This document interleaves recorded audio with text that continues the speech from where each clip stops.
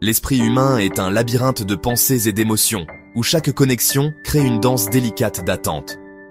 Mais quand l'un des partenaires disparaît soudainement, il laisse un vide qui résonne, plongeant l'autre dans un tourbillon de questions.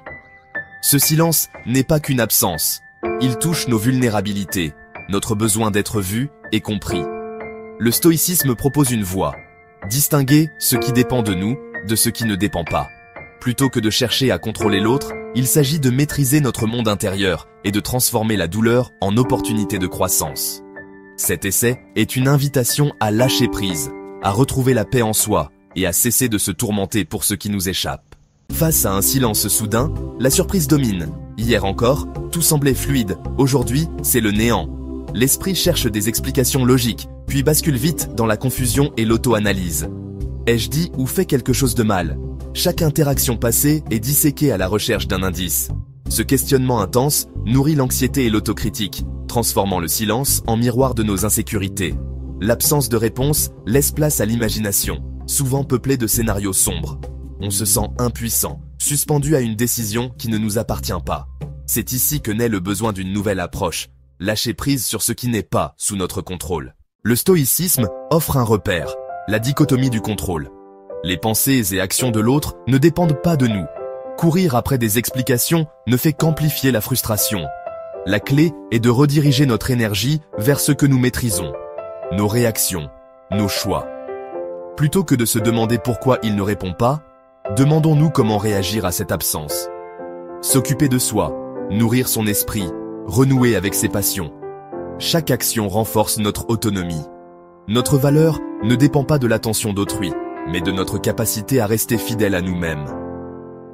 En cultivant nos vertus, nous bâtissons une citadelle intérieure, inébranlable face au silence. Le silence, loin d'être un simple vide, devient un espace d'introspection.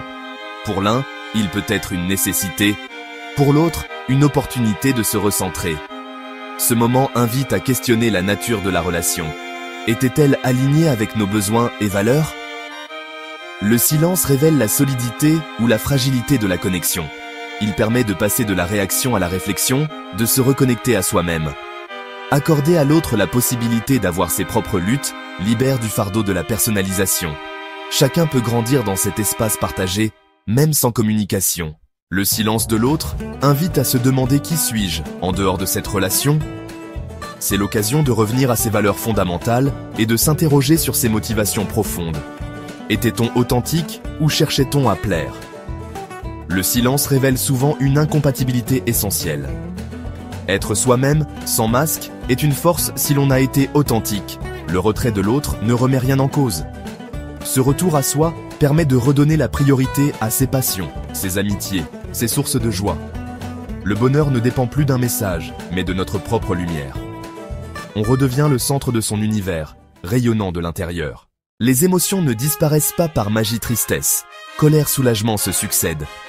Le stoïcisme n'invite pas à les nier, mais à les observer sans s'y identifier. Dire « je ressens de la tristesse » crée une distance salutaire.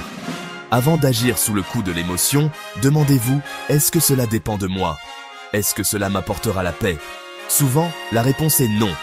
Accueillir chaque émotion comme une enseignante permet de mieux comprendre ses blessures et ses valeurs.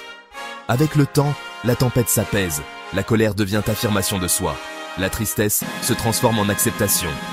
Naviguer ces vagues, c'est faire preuve de force intérieure. L'estime de soi ne doit pas fluctuer selon l'attention reçue, mais reposer sur des bases internes. Caractère, principe, action. Notre valeur est inconditionnelle, indépendante du regard de l'autre. Le silence n'est qu'un événement extérieur. C'est notre jugement qui crée la souffrance. Faire l'inventaire de ses qualités et réalisations rappelle notre solidité. Prendre soin de soi, respecter ses limites, poursuivre ses passions. Chaque geste renforce l'ancre intérieure. Progressivement, le besoin d'approbation s'estompe, remplacé par le respect de soi. C'est la liberté ultime. Parfois, l'autre revient après le silence, testant notre réaction. La force réside dans le recul, observer calmement, sans précipitation. Son retour n'est ni victoire, ni défaite, juste une nouvelle donnée à évaluer.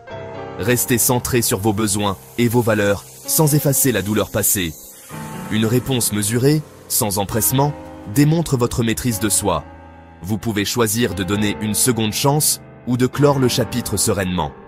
L'essentiel est de décider depuis votre pouvoir intérieur, non par besoin. Vous tenez les rênes, ancrés dans vos valeurs. L'enjeu n'a jamais été de regagner l'autre, mais de conquérir la paix intérieure. Le silence révèle nos attachements et notre capacité à rester souverain de notre monde intérieur.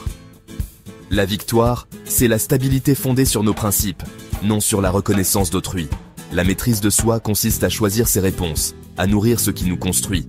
Chaque petite victoire sur l'impulsivité forge un esprit résilient.